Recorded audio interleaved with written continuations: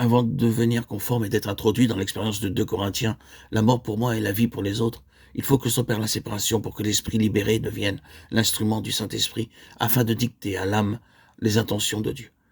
L'âme sera soumise, mais peut avoir des réactions parce que cette libération doit s'approfondir. Il faudra veiller sur la base du principe de la croix. C'est la croix qui ouvre le chemin pour la vie. Comment pouvons-nous donc vivre dans la résurrection? En vivant la croix. Lorsque nous vivons sur le principe de la croix, la vie devient notre partage. Nous ne nous poserons plus la question comment vivre pour Christ si nous choisissons la croix. Nous vivrons sur le principe de la mort pour moi et la vie pour les autres. Le Seigneur n'est pas venu pour lui-même. Il est venu d'abord pour le Père afin de nous racheter et de nous donner au Père. Le Père nous a enseigné, nous a ensuite redonné au Fils. Ce principe doit gouverner notre vie. Nous serons obligatoirement amenés, introduits dans l'expérience de ce principe. Comment David pouvait-il dire « L'Éternel est mon bouclier » ? David marchait avec Dieu et son langage confirmait la réalité de son expérience. Nous aimons bien lire ce verset, mais quelle expérience en avons-nous? David n'était pas un poète, mais un prophète. Lorsqu'il disait « Les flots de la mort me submergeaient », il apporta par les psaumes qu'il écrivit des richesses qui correspondaient à ce qu'il souffrait, et parce qu'il suivait Dieu, il souffrit beaucoup. La croix n'existait pas encore dans les faits, mais dans le principe, jusque dans sa maison, où sa famille vivait aux dépens du palais. Il était trahi de tous côtés par ses enfants. Le Seigneur disait à ses disciples, « Vous serez haïs à cause de moi. Plus nous vivrons la croix, plus l'ennemi se servira de chrétiens non crucifiés pour tenter de nous abattre et nous faire du mal.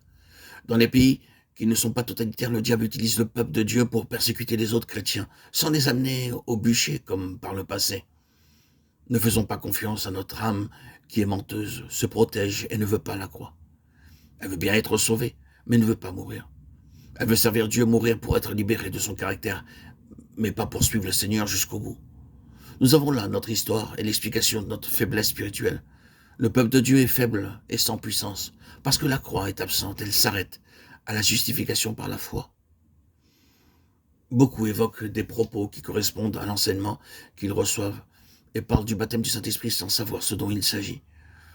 Le baptême est le résultat de la croix. Si la croix n'est pas vécue, ce baptême ne sera jamais une réalité dans notre vie. Nous serons trompés et resterons sur la base d'un faux enseignement.